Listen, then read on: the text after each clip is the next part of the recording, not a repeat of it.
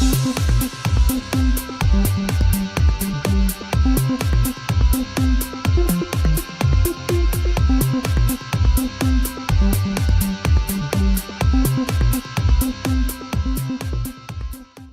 there guys, Retro Tech Ralph here.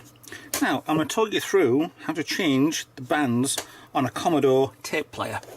Now I've got a couple of these on a donation and they do want changing. I don't change one because I'm going to use one anyway. I don't really need the other one, so I don't know what to do with that at the present. So what we do, this will work on, I don't know if it works on the model up from this. Was it the 1531?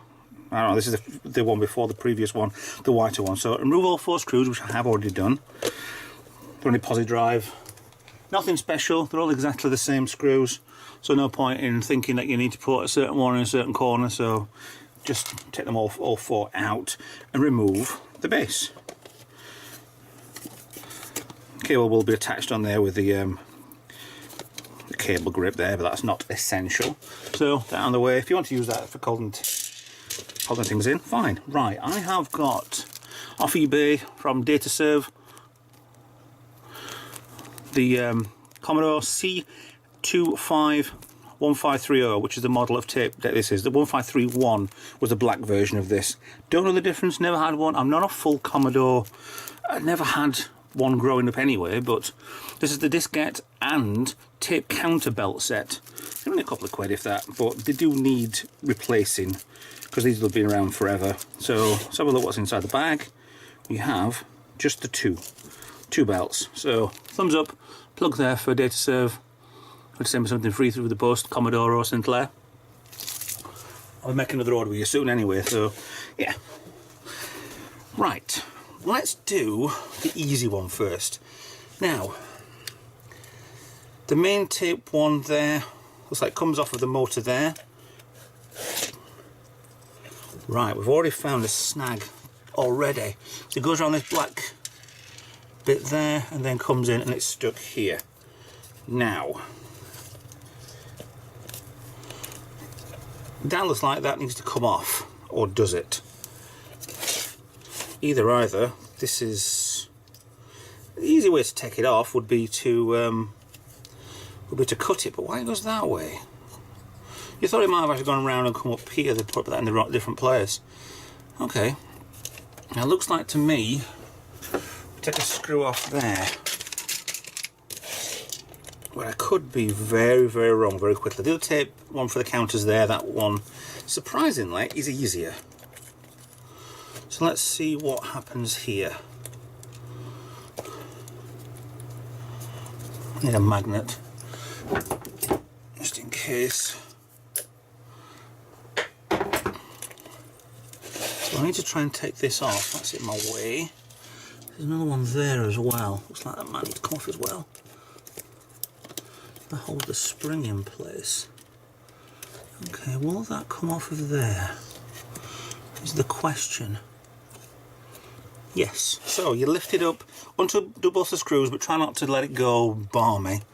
Which then will really, you can bring this up a little bit, so you can thread your belt underneath without doing too much damage. There you go. One belt off. That's not a bad belt, but I'm going to change it anyway. So reverse of, actually that is a bit thicker. Underneath, through there. I'm going to try and do exactly the reverse. So that is through and on. That's just dropped into place. I don't know if that's the right place or not. I don't think it is.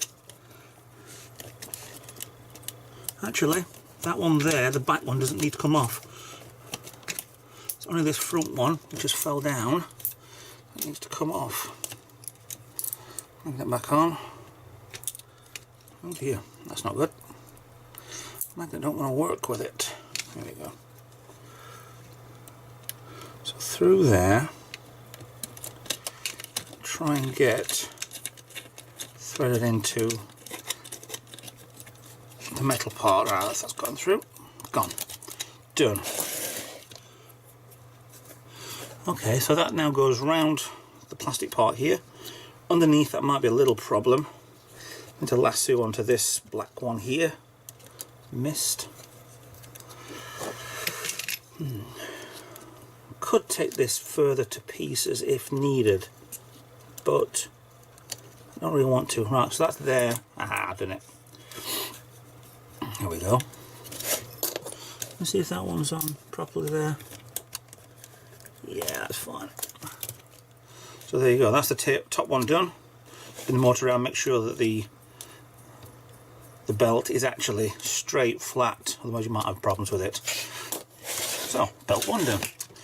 Now, I'm a novice, but if I can do it, I'm damn sure anybody else can. Right, second one is here. Now, you're going to have to take that off of there, but it goes underneath the tape deck. But no worry, these aren't screwed down. See? Tape deck's there. So it goes around that, underneath here, and under that, which lifts, which is good, round and off. So the reverse of, around the centre part of there, lift that up there, this piece of metal here, you need to go underneath and round. Job done. So that will turn round, make sure it's all straight. There you go, perfect. I actually surprised myself, that's quite easy. It says while dropping everything in, breaking everything. So back on with the back into the bottom side of the case. Make sure your cable restraint part is there. Take screws out, line that up, and done. 4 screws back in. 1, 2, 3, 4. They're a bit awkward because they're a little bit deep inside this, inside for the screws to go. So they're flat. There's a better one than that. 1, 2, 3. Always be careful when you're doing stuff like this because the plastics might be old, they might be worn, it might just be on the way out. So, done. Changing 2 belts, and that's made that now as good as new. Apart from it's not perfect, could do a bit retro brighting, but who cares? It's fine, it works. Worked perfectly for the Spectrum, well, for the Spectrum, for the Commodore. So, thanks for that. Like and subscribe. Follow me on Twitter. Consider being a Patreon. Consider donating something to me. I don't mind. And I'll see you guys in the next video. Bye bye.